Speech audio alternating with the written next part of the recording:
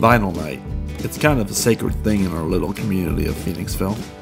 So once a week we get together at our favorite watering hole. We share some laughs, some drinks, and some awesome fucking records. And since music is on our mind, we got curious, gathered some friends, and asked them, what's their most meaningful record? I will not take you home and bring you back to bed. No, I will not offer you those pills for your head. Oh, I know you hate when I tell you that I can change. No, I will not pamper you. My name is Libby. I am an artist, art teacher, and guitar player of the band Work. So, Libby, what is your all-time favorite record? My favorite record is a copy of my dad's record that I got from him, the John Lennon Plastic Ono Band. That it was John Lennon's first solo album, I think. I'm pretty sure, in 1970, and it's got Mother and Working Class Hero and all these great tracks that it's super fucking sad and it's so good, and I just like if I put it on in my house, like I just sit down and end up not doing anything and just sitting there and just laying on a couch or looking at the wall or just listening to records. It's just so good, it's sad, it's real, it's good, and it was my dad's. It means a lot to me. It's original pressing and everything, so it's really cool. That's my favorite record. How old were you when you first discovered it? I was in high school, and I had no appreciation for vinyl at all.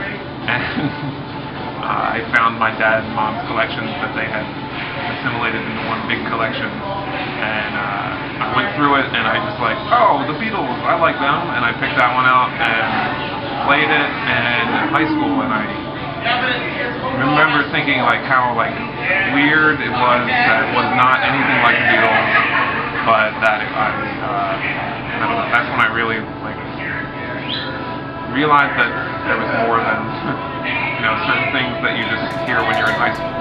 That changed a lot.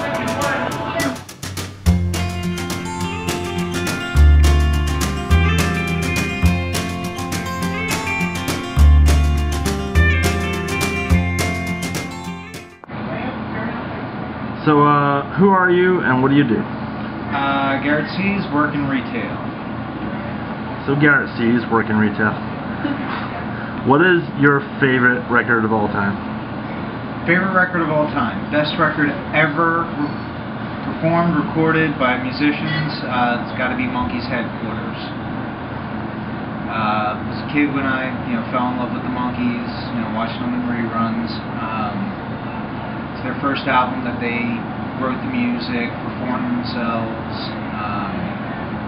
and it's just a really great album, very much reminiscent of the 60s, late 60s, early 70s, and that whole experimental, just letting it all go, just saying, they're like little snippets of the studio sessions on the actual album that was first released. Actually have a copy of the first release. It's just a great all-around album. Instrumentally, vocally, production-wise, amazing music. How old were you when you first discovered it? Like I said, I was a kid when I first heard the music. First heard the whole album from beginning to end, probably in my late 20s. 41 now. A couple years ago, found a copy at like a thrift place. The guy was selling it for $3, not a single scratch on it, mint condition. I was like, I've got to have it. I started drooling right there on the spot. So yeah, like most of my life, I've heard the music from that album. It's just, just great music.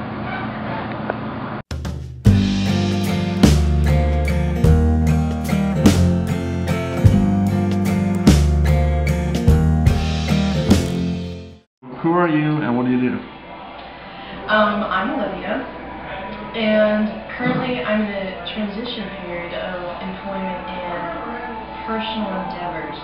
I used to be a financial advisor after I graduated college in Pittsburgh, and now I work at my parents' jewelry store, family-owned jewelry store, 4.5 days a week, and then paint in my spare time, and then work on a farm 3 days a week.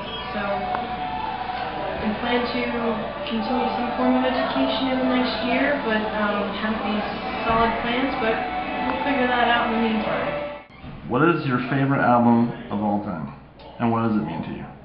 That's a difficult decision because it's the same band, Pink Floyd, but there's about 3 different albums which I could potentially choose from. But for this edition of the zine, I'm going to tell you it's the final cut. And what it means to me, it's sort of a relaxation time. You know, not alone time where I'm hating people or hating my day or anything like that, but it's more of, I don't want to say reflection because that's too inward. I just sort of want to space out. Enjoy what it is. I just enjoy the sound, I enjoy the rhythm and the harmony. I'm not too educated in music and how it's made, but the fact that I feel the same way as I see musicians act when they're playing their own music, so because we have that same resonation of emotion, I dig it. Totally dig it. How old were you when you discovered it? That album probably not until I was 17 or 18. Other Pink Floyd albums were when I was like about 9 or 10, but it wasn't like heavy duty listening. It was more like, oh yeah, I know who Pink Floyd is. I know the song Time or Dark Side of the Moon, but I thought that was more of a song than an actual album, so it was sort of just here and there that I heard them. But I was probably 17 or 18 by the time I started listening to the final cut and then the albums all the way through. So, but I loved it as a kid.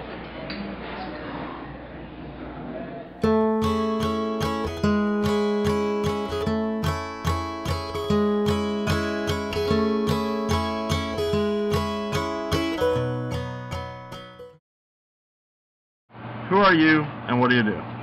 My name is Alexander Hamilton Neff. I am a local artist, father, husband, and all around just nice guy. So, Alex Neff, what is the most meaningful album to you? I would have to go with Tool's Undertow. When I first saw the music video, it was on Headbangers Ball, I think it was at midnight on MTV, and the claymation along with the music, it changed from the music that I was listening to, which is a little more poppy, a little more popular, kind of easy listening, if you will. It's a lot of classic rock, and it really brought me into the current grungy kind of angry sound that has really changed, is what all I listen to now. So from, I guess I was 14 when I bought it on cassette. I saw the video, and the next day I'm like, Mom, we gotta go to the mall, I gotta get this album. So I went out and bought it the next day, and it was all I listened to for months after that. And just what struck me the most right away was the vocals and the passionate energy behind the vocals from Maynard just really stuck with me. And there was a cleverness to the lyrics and a passion with that cleverness, but at the same time taking yourself very seriously. And then at the end of the album they're kind of just fucking around talking about a serial killer on the hidden track at the end, and you realize they're having fun at the same time that they're taking this incredibly serious. And it really changed my entire outlook on what music can do and how it can affect people. And so that's my most influential album.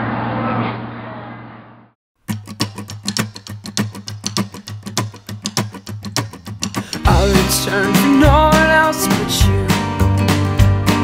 My colors run, you know that I'll hold true. When I say that I'm outnumbered, losing all the ground that I have covered, don't you think I can handle myself? Been fighting off these men for quite some time. They question me for things they will not find. Cause remember how I used to say, be thankful just to sleep today. My words, they still